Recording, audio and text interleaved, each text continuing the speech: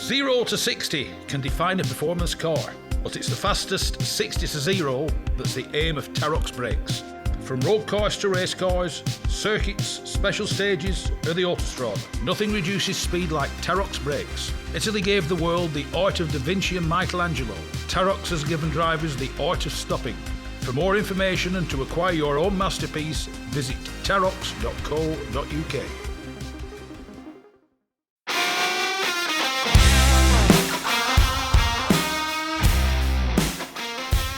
Yes, it's me, Mike Stone, and this is the Backseat Driver podcast.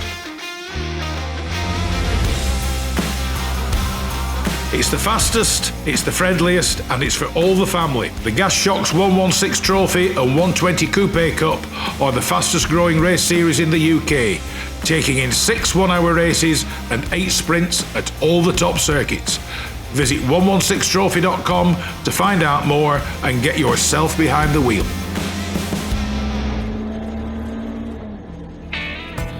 From a pot of tea to TT motorbikes. From a classic English breakfast to a full serving of classic cars. Bridge House Tea Rooms is the Northwest premier classic car meeting location for cars, bikes, tractors and owners clubs. So no matter what your automotive appetite might be, visit Bridge House Farm Tea Rooms on their Facebook page or call John and Alicia on 07980 444 221 for show details and to reserve your own table and parking space. I'd like to welcome back to the Backseat Driver Darren Banks, author extraordinaire. When we finished at the end of last Sunday, we were talking about Gerry Birrell. Let us continue with Gerry Birrell. I mean, racing driver, saloon car driver, Ford Capri racer, very much involved with Ford. I mean, what eventually became of Gerry Birrell? Well, unfortunately, just when it got to the works driving single seats with Chevron and works Ford contract, that was start of 73. He tragically lost his life in June 73 while racing Formula 2 at Rouen. And that brought everything into a shuddering end, I suppose. I mean, it was one of those things. It was a known preventable accident. Yes, yeah. I mean, the accident was caused by a tyre failure, which wasn't uncommon back then. No, it's uncommon today. Yeah, exactly. And it just so happened at Rouen, it's a very, very fast circuit going down the hill past over the start line. It's like a right-left sweeping bends, flat out. If you were mega brave, you were flat 150 mile an hour, sort of, even in an F2 car. Yeah. And had a tyre failure that understeered off, and the bar, instead of doing his job and ricocheting off or absorbing some of the impact, and he might have sustained a couple of broken legs or something. Yeah.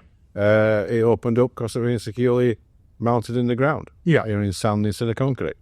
So he opened up, folded back, and he went between the Amco barriers. Yeah. Unsurvivable. I mean, once again, it's like we were saying, I mean, France, and I'm not having to go at the French here, because I quite like the old froggies. They'll have a go at me about that and all. France gave us circuits, street circuits, long before Brooklands came into being, which was the first purpose-built circuit. France gave us street circuits. But the problem was, unlike Rouen, because a lot of these circuits tended to be a bit on the temporary side, they didn't put the effort into the safety side, did they? Yeah. I mean, yeah, 100% right, Mike, but in Rouen's case in particular, it had happened before and before, so it wasn't a newer thing. Yeah. So they're quite aware of the issue. Yeah. And obviously the increase in speed of early 70s single-seaters were up in the ante more. You know, instead of going 100 mile an hour down, they were doing 50 mile an hour. So, but they didn't keep a pace with that either. Which brings us back to Jackie Shear. Yeah, and most circuits didn't, to be fair. It's not just singling Rouen out in that case. I mean, they used to put straw bales up to stop a car doing 100 odd mile an hour. It don't work. No. But they're all, not all circuits, but they're all guilty of being a bit, disrespectful of, not quite appreciating the implications of it. Well, regrettably, it's like we said with drivers' deaths. In many ways, it's an unfortunate thing to say, drivers are a bit of a disposable object. Exactly, yeah. It seemed to have that attitude. Yeah. And the organisers had the predicament that they weren't getting paid, to stage the race, etc. Although, the local organising car club had put it on.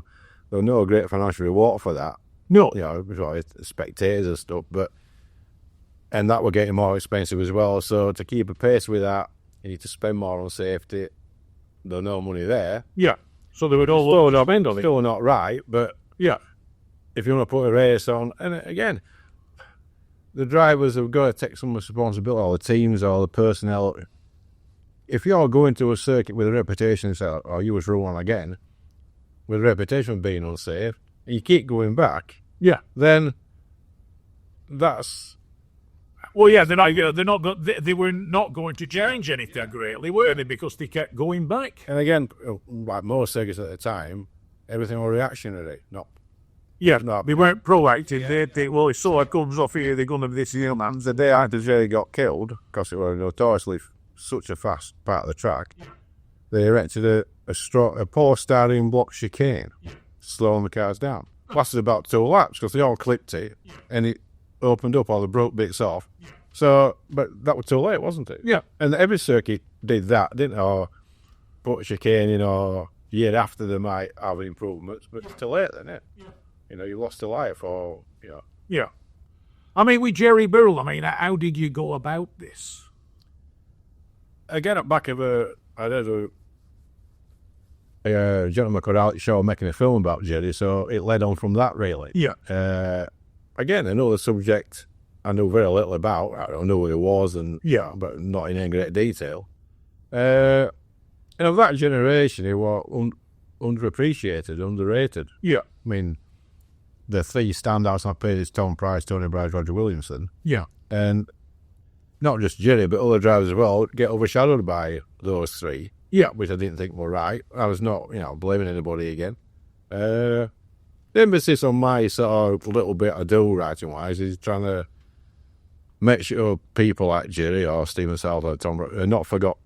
And that's important to me, to make sure there will, there's more to it than just headlines or just, he won an F2 race or something. Now, we're coming on to the latest vast and weighty tomb, Roger Williamson. Yeah. Tell us a little bit about Roger Williamson and what prompted you to write about Roger. Well, it sort of coincides 50 years on Saturday, July the 29th, 50 years since he got killed at Zandvoort. Yeah. Which is probably one of the most graphic shown racing accidents of all time. Yeah. Also, I'm sure most people know David Byrle tried to get him out by trying to overturn the car on his own. The marshals had no fireproof clothing. Car were on fire. They all stood and watched. Extinguisher didn't work. It's a harrowing thing to watch. You don't watch it twice. Just to watch David Byrle's reaction is enough in itself. There's a guy in there burning to death. Yeah. And he's asking, screaming to me, get me out. Yeah. It's just beyond comprehension. So, again, it's, in a roundabout way, it's nice to, if you are going to do a book sometimes to coincide with some sort of anniversary, don't always work, but, and obviously when we started last year, we knew it was 50 years, July the 29th. And also, his main backer mentor, Roger, was Tom Wheatcroft. Oh, yeah. Who obviously owned Donington Park and, legend in motor racing terms. How did Roger start racing? Karts. Yeah. Which wasn't the fashionable thing to do. Again, a bit of fun. His dad used to be a speedway rider. Yeah. So obviously knew a lot about bike engines and things. So that'll meet the 60s, then progress to the saloon cars. Yeah. Again, affordability. They're done like coach business, wedding cars and stuff. So again, not a wealthy family, but by no means destitute. Yeah. And they knew about engines and things like that. Yeah, they were very mechanically orientated, both Roger and his dad Dodge. So they bought an Anglia and modified that, etc. Had a bit of a go in there, bought an old F3 Cooper, which sadly, after 2 or 3 outings, got destroyed in the garage fire. Yeah. So they took the engine out of that, 1 litre oil bin, put it back in the Anglia. I made it a really high performance Anglia sort of thing. It cleaned up in 1970. obviously wanted to go back single-seated again. So I managed to get enough money together to buy a March 713. And with a couple of races, at Monaco, engines in bits. Tom Wheatcroft, who used to go all these races, obviously knew the name because he used to go Mallory Park a lot, which was Roger's local circuit. Yeah. So he knew of him, but I never approached him. Local lad, doing all right sort of thing, local Leicester lad. So just at Monaco in particular, Roger's got his engine in bits. So Tom walks past and, so in his own inimitable style, put your other one in, lad. What are you doing with that? So I've not got another one. Yeah. I'll buy you one. Yeah. That sort of thing. Yeah. And it became like a second son. Yeah. Roger. I mean, he funded everything up. Yeah. In the money, no object sort of term. By no means flash. Yeah. Whatever Roger wanted, he got. Didn't view as a fact. Yeah. He often make do with set of tyres. Oh, no, I've met these. I don't need some new ones sort of thing. So never, ever took advantage of Tom's. And it was there. Yeah. He could ask for going to the moon if they pay for it. Yeah. But he never asked for that. I never expected it. So on back of that, he progressed Formula 3, Formula 2, and just a standout talent. Yeah. I mean, the cars he was racing were his own cars. Initially, yeah. Yeah. And Tom would buy the latest, whatever, March or GRD. And I mean, he started off in 72 with the latest March, which were not one of their best efforts. GRD had formed, and that seemed to be the car to have, so he just went and bought a GRD and we cleaned up from there. So yeah. Certainly without Tom Wheatcroft backing it, he wouldn't have. Yeah, we really struggled. He'd reached his plateau in monetary terms for Formula 3. So Tom Wheatcroft made the difference. And this is from an era when people went and bought cars. I mean, to a degree, you can do it today, but not anything like. All right, there are multiple manufacturers of racing cars. Yeah. Formula 4, Formula 3, Formula 2, March, Chevron, GRD, you name it. Van Diemen, just that what their business were. Yeah. So all try and beat each other and latest this, but now it's all one make stuff, isn't it? Yeah. Which takes out the individuality. Well, the other thing is the one make, though it does work, I mean, in my opinion, one of the best one make series there's been for many, many years is the Ginetta Juniors. Yeah. But once again, it's a one make series, and the problem is they're tied into that and the sheer expense that goes with it. So you're buying the package, aren't you? Yeah. You need to front up X before you're even allowed to do it, sort of thing. And that's my understanding. I don't take much interest, but I suppose that's a good way to get young drivers when they start at pre-driving license, don't they? Ginetta Juniors, a lot of them are about 30, 40. Yeah. So, again, if you can afford it, that's the way in it. Yeah. And then some have progressed to quite a good level, haven't they? Yeah. Not so much Formula 1. I don't recall any you only get to F1, but I think some do progress to single-seaters. They have a go at single-seaters, but a lot tend to remain in sports cars. A lot's ended up in LMP1, LMP2, whatever. Well, it's a bit like, I mean, I used to know him quite well, but I haven't seen him for a long while. Andrea Lotterer. I mean, he started out driving various things, including Jaguars, Formula 3 team, things like that. He's now a very successful sports car racer at Le Mans, places like that. So there are some drivers dip their toes into single-seaters, but then go back into sports cars. Which is what I said, closing team top drivers are fellow single-seater drivers. Yeah. And that are applicable to sports cars. Yeah. Really. Which is not diminishing sports cars at all. No, I think the thing is with sports car drivers, unless you're an absolute passion for the sport, I mean, I love Le Mans, things like that, the names aren't known, and if the names aren't as readily known, they don't attract the sponsors, they don't attract the money, they don't attract the glamour. But there's a lot of racing drivers out there who, in my opinion, are probably better than F1 drivers and do very well in sports cars. It's a good career, a good professional career. Yeah. And on back of factory teams are getting more and more involved with the latest regulation change at Le Mans and the sports cars. It's the profile's raised enormously, hasn't it? Last about a couple of years with the hypercar. Oh yeah, the new hypercars. Yeah, that's really up the antenna. Ferrari got involved and Porsche coming back. And after 50 odd years, Ferrari won. Yeah, so to attract them names back. Yeah, sports cars shows you the profile it's got, doesn't it? Yeah. Because it had dipped quite considerably. I mean, Toyota winning it every year, and manufacturer walking away, weren't they? Well, he went from Audi to Toyota and But everything the else. combination, so it just scares people away, doesn't it? Yeah. And it wasn't good to watch either, was it? No. Really. Now, one thing we were saying was there's the tentative approach to these people, whether they're still alive or whether you're talking to their families. I mean, what do you find the reactions are? Because it's like I will approach people about being a guest on Backseat Driver, and sometimes they'll say, no, you're all right. But you might find they'll say, give me a ring in a month, because you might find you've spoken to them and contacted them at an inconvenient time. Is this something you found? Do you have to talk these people into doing it, or do you give them time to think about it? Very rarely, in most cases, it's usually a positive reaction. Yeah. I do try, and my personal preferred approach is to email people first or text them. Because a lot of them, it'll come out of the blue, won't it? Yeah, exactly. I mean, the thought of ringing somebody up and just, I want to write a book about your brother, son, father, whatever. Yeah. That's a massive, especially when it's 30, 40, 50 years ago. That's a lot of things to get your head around. Yeah. So if you can email them first, or, an outline what you want to talk to them about and what your project involves, it gives them an understanding you're hopefully genuine for the right reason.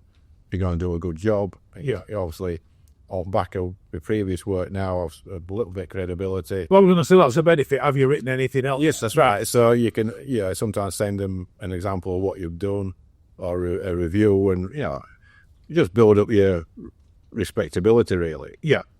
Which has increased, obviously, from my first attempt with Stephen South. It was quite hard then to overuse sort of thing. Yeah. Now, I'm not well known, but they know the name. Yeah. So then you know. We are known in the motoring and motor racing So books. Or, that does help a lot when you do approach people. Yeah. Blowers, oh yeah, I know the name, or when you say I've done this, oh yeah, I might have that, I've seen that, or whatever. Yeah. So that certainly opens a few more doors, sort of thing.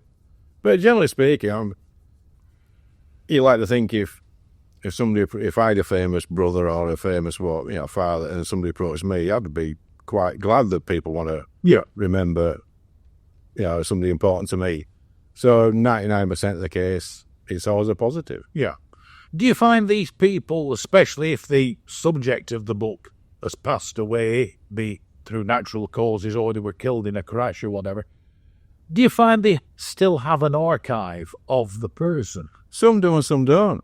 In this particular case, we managed to find Roger's niece, Joanne Thompson, and she's way ahead. I mean, my co-author Kevin Guthrie's been dealing with Joanne, and she's come up with loads of family photographs when Roger was a child, or initially got his first car. Obviously she must have inherited that or accumulated that over the years. Yeah. But again, I suppose there's some aspect if you say in Roger's mum's case, I'm not saying this is a case, but when a son's killed, do you want to destroy everything? Yeah. So you don't remember what's killed him or her. Yeah. So there must be cases of that where it's been thrown away. Yeah, that reason. They're put in boxes or boys in the attic, etc. So it's not something I think is accessible on a daily basis, but once you've started that process, I've got some photos, or I've got this. Or they might tell you someday, I ain't got them, but Auntie so-and-so has, or whatever, or a friend or so. It's a case of, here, hang on, I've got his old helmet up. Yeah, that sort of thing. Yeah. Do it stairs. Yeah. And in Roger's case, obviously, Tom Wheatcroft with the Donington Collection Museum, the three important cars in Roger's career, Tom kept them. Yeah. Because they're his cars anyway. But, Which were they? There was a Mark 713, a Mark 732, which was the last car he raced in F2, and a GRD. Yeah. So they were, especially the GRD and the 732 March, they're the most car you associate with Roger. Yeah. Really. And the 713 to a lesser extent, but still a successful car. But if you were to pick three cars, what he did the most winning in, those would be the three cars. Yeah. And they were Tom's cars anyway. So he created a memorial to him in the museum where the three cars on display, helmets and bits and photos and stuff, which were there since, the cars have never been touched, never been used, never been restored exactly as they were When he raced. when he raced them. Yeah. So, and they were always there until the museum closed. Yes, it's a bit of a shame he's close. Yeah, when Jonathan Power took over the lease recently, he decided it wasn't for him. Yeah. Which was a surprise, personally. I thought it would have fitted in with his business plan. So all the cars got sold off. All Tom's other, Formula One cars, a massive collection of. Not every car got sold off. I don't know much about that, but obviously, in Roger's car's case, they meant a lot. I mean, Tom's passed away now, so his son Kevin inherited all that sort of side and business and all the property portfolio thing. So they've been historic. Kevin kept all Roger's cars, everything to do with Roger. So they're still together? Oh, yeah. I mean, Kevin was sort of 14, 15 when Roger died in 73. So he knew of him. I knew what he meant to his father. He had like another brother, like a second son for Tom. So they've been in storage ever since. Yeah. So Kevin decided to mark the 50th anniversary. Has created, I'll call it a museum, but it's not, because it's not going to be open to the public, or is one of his many properties, the industrial unit in Arnesby in Leicestershire. On the 29th of July is going to be an event to commemorate the 50 year. All right. It's going to be that's coming up. I mean, that's just happened then. Yeah. It's happening in a couple of days' time. Yeah. So the cars I mentioned are going to be there. Kevin's brought the old transporter back. All right. Restored. It's a bit like a paddock pit recreation scene in this industrial unit. So the cars will be on display. All the people associated with his career. We've interviewed 60 people for the book, his mechanics, rivals, Romania family members, friends. They're all going to be there. Well, 95% of them who can make it. So there's about 100 people coming, invitation only. So it's not open to, it won't be open to the public going forward. Yeah. It might be open to if you want to get a car club or a group of people to come. Yeah.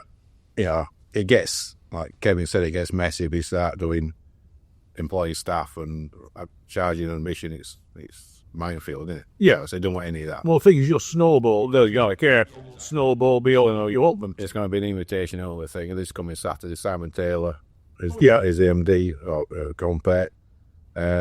Who's going to be running it. About half a dozen people get up and say a few words. Yeah. Prominent mechanics and the most people you associate with certain periods of his career.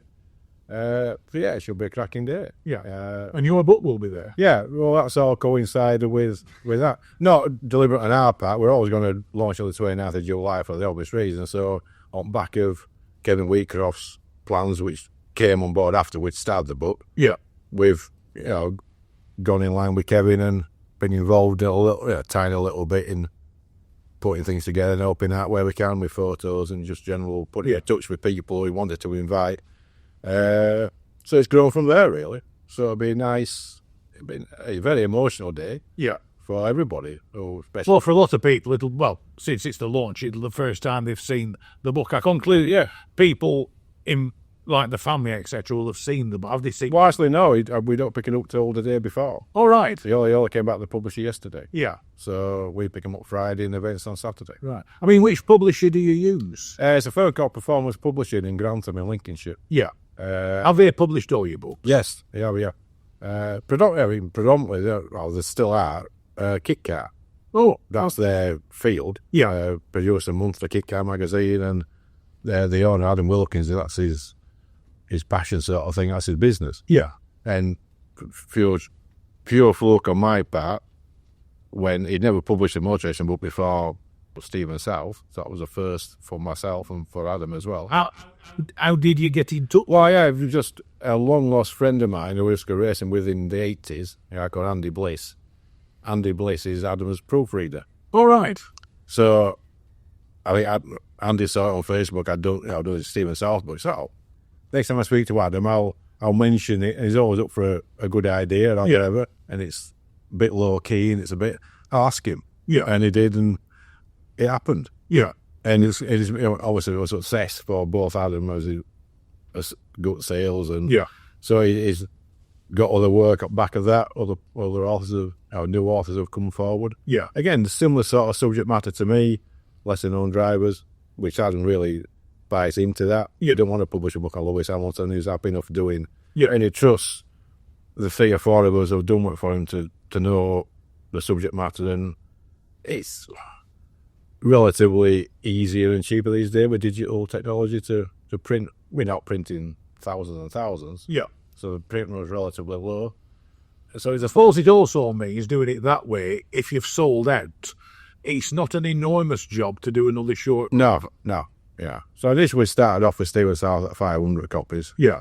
They sold out eventually, so with another 1,000 done, I think, which will never sell out in my lifetime. But yeah, but cost, your gold gets out of cost and everything.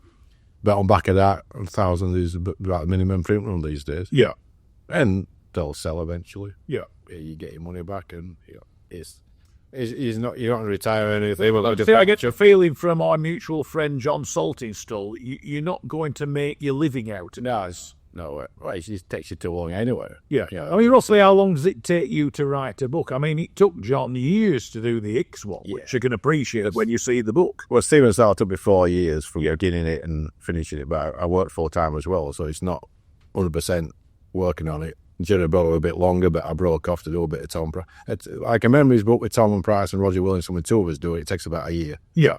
Because it's quite a quicker process. 2 of us doing it, and it's a nice process, because when you're doing it on your own, it takes 3 or 4 years. You start to maintain the enthusiasm, because you can't keep it. Well, suppose if you're not careful, you get used to the fact if you know you've a quiet Sunday, you'll sit down at the laptop and think, oh, yeah, it's again. And that's not what I want. I want to do it when I want to do it. Yeah. But when it becomes a job, you've got to do it as a deadline sort of thing. So Yeah. I quite like a deadline in some respects. So the memories book we do, with Tom Price and this forthcoming Roger Williamson, are quite enjoyable. Yeah. Not that those are enjoyable, but as a quick start, you take 12 months start, finish, bang, Yes. out. And we're going to keep doing them, I think. Right. I mean, that's one question that has to be asked without giving secrets away. I mean, I conclude you've other books in the pipeline, other ideas in there. They're full of ideas. You just get the time to do it. Yeah. Our next project for 2024 will be Roland Ratzenberger. All right. It's 30 years since Imola 94, obviously. Yeah. Not really my era, to be fair. It'll be... Will that be written alongside? Yeah, again, a memories book again. We've started already. Kevin Guthrie's doing it again, and I was David Tremaine, who was the well-known author, Formula One reporter. Yeah. Everybody knows who David Tremaine is, one of the best writers there is. Yeah. He's been an enormous help to me. Again, still don't know why, really. He's edited everything I've done and helps me enormously, and showing me the way to do it properly. So he's going with me, Kevin Guthrie, and David Tremaine is going to be doing Roland Ratzenberger. David knew Roland, he was at Imola when it happened. Yeah. So David going. Because of course the problem was with Ratzenberger, he was overshadowed by. Well, that's one of the reasons, not the sole reason why I want to do this. Because come April the 30th or the May the 1st next year, it's a raw Senna. Yeah. Understandable.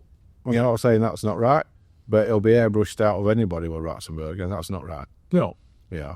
So we can do a little bit to keep that Memory going in a bit more, not to the forefront, but not totally like, did he get killed the day before? Yeah. Which is an element of that.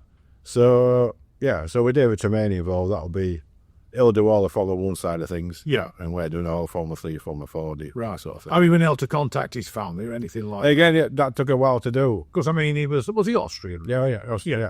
And there's been a German guy been doing a biography on Roland for many, many years. Yeah. So between Peter... Has he not finished it? No, not yet. So again, initially we're quite warm to the idea of what we're doing, because that's going to be German language, full biography, we're doing an English language memories book, so it's 2 different goes at the same time. So technically they don't compete. Well, yeah. Initially we're quite warm to the idea, and he's in touch with Roland's parents. We heard nothing, he went cold a bit, and we got 1 or 2 other people involved, and eventually we got the yes. Yeah. So cracking on, we need to get on with it, because it's not that far away, really, sort of thing. No. So, and we missed that date, and it's not, it'll still get done, but Yeah. It's important to get done by that date. I suppose because he's Austrian and he was killed at Imola, it'll be more of an international type thing, won't Yeah, it? exactly, yeah. Which is probably the biggest project I've done personally. It's always been pretty UK-based and relatively... Yeah, I was looking at it, all your other drivers have been English or British or UK or Scottish drivers. Darren Banks got to F1, but it wasn't a bigger sport back then. But obviously, Ratzenberger 94, Yeah. it's more well-known. It's probably the most well-known driver I've worked on. And by no means a mega well-known, but still well-known. So it's different. It's a bigger scale. Yeah. But no, you just broaden your horizons a little bit, don't you? And So besides Ratzenberger, who else is in your mind? Because, I mean, it's like we were saying back in the 70s and 80s, regrettably, there were a lot of drivers, and lots of drivers killed racing, and a lot of them won't be well known because, regrettably, it's like we were saying, the cars were dangerous, the circuits were dangerous, but if you were at the back of the grid, you wouldn't be driving a particularly good car. So maybe the chances of something happening were increased by virtue of the fact you weren't driving a Ferrari or a Tyrrell or whatever. yeah, it's just I think every day I come up with a different idea or possibility. Yeah. And some might be alive, or they weren't killed in racing. They've been died through old age. Yeah. 10, 15 years ago, whatever. It doesn't matter. I mean, you don't have to. They don't have to be dead for me to write about it. So I'm not bothered by that. Anything. I mean, the standout guy is John Watson. Yeah. Of all the drivers from that 70s, 80s era who has never written a book, John is a standout guy. Yeah. And he's still very active. Well, I mean, in many ways, you look at Watson, and now you see a bit of a, want a better description, a bit of a country gentleman. Yeah. Though he was a hell of a racing driver, because I can remember him and Keke Rosberg going head-to-head in the season when Rosberg won, because the big controversy was Rosberg never won a Grand Prix. He won one. He won one. Yeah, which were unheard of. Yeah. Yeah. But Watson, in many ways, isn't a flamboyant character. He didn't fit in because the flamboyant F1 characters then were coming to the fore. Yeah, exactly. Watson just climbed in his McLaren and drove up. Well, thing was, he was brought through the 70s, so he never changed his personality to mix in with the more glamorous 80s sort of thing. Yeah. I mean, you come across him now because he does a lot of commentary. Yeah. And he's quite visible. He's always doing a lot of media work or presentations or whatever. He's been asked numerous times by people far better qualified than myself, but it's not something he wants to do. Right. So it'll never happen, unless somebody can talk him round. But yeah, it should do. Be a cracking book, wouldn't it? He's just done it all. Drove for Ron Dennis, drove for Van Ecclestone, right era, and he's a good talker. He comes across really well. Anybody else? Nothing stands out top of my head, to be honest, at the moment. Yeah. But I'm always open to ideas. But yeah, it's got to be something I've got to like to do. It's not ultimately going to be a job. Yeah. It's a passion thing.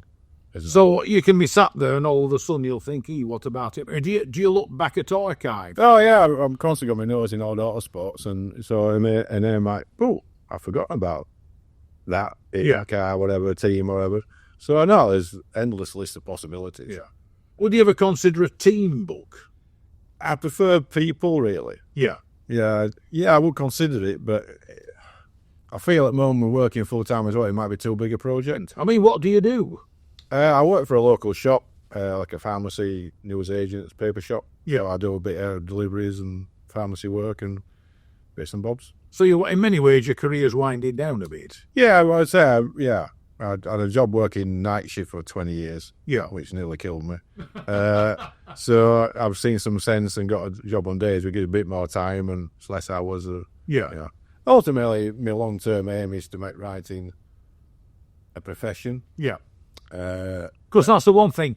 Writing for a living, I mean, technically you can go under qualifications in it now, but most good writers and most successful writers don't, in many ways, don't have a background in it. They just certainly started. Yeah, I'm not well educated. So I was still learning that side of things, hence David Tremaine's involvement, editing and correcting my appalling grammar sometimes. But the research is what I enjoy. Yeah. And I'm, without blowing my own trumpet, pretty good at that. Yeah. So if I can research it well, then writing is difficult. I can write something and rewrite it numerous times because it doesn't, but it just evolves. Yeah. But if I get the research bit right, so when you interview with somebody, or if I trying to pick the phone to somebody I regard as famous, Yeah. because you all put people on pedestals, don't we? Yeah. And that's got easier as I've got more into it and got, again, better known. Yeah. But, I thought of picking phone to like Robin Hood, who you read about, and, quite a daunting prospect for you. And not only quite a shy guy, really. Yeah. So if I prepare properly, getting the research right, so I know the first question I'm going to ask him is, he knows what I'm talking about, then I feel more confident then. Yeah. If I don't prepare properly, then I just won't do it. Yeah. Because you don't look an idiot, do you? No. Well, when you're telling you somebody you respect and you've admired or whatever, if you get off to a bad start, then You're not going to talk. shut you down, innit? Yeah. So you got to make that first sort of 30 seconds to a minute is quite vital, isn't it? I think it is. Yeah. So if I prepare properly, Well, it's like the old saying, you only get one chance at making a first. is that right? Yeah, exactly. So far, touch wood, I've done okay with that. But it don't get any easier, So I'm only quite a shy sort of person. Yeah. People don't believe that sometimes. Well, according to you, this is your first time in front of a microphone. It is, yeah, exactly, yeah. And it hasn't been that daunting. It was before I started. Yeah. But again, it's a subject. I can talk about motor racing all day long. Yeah. So you just set me off and off I go, really, as you probably discovered the last 40 minutes or so. So, Well, Darren Banks, you can talk about motor racing. You've done a very good job of it. And let's hope there's plenty more writing about motor racing and well-known people, or people who weren't well-known but deserve to be well-known. Many thanks for joining me on Backseat Driver. It's been a pleasure chatting to you and for you giving me some time away from your laptop. Yeah. Thank you, Mark. It's been a pleasure. Thanks very much indeed, Darren. Take care. All right.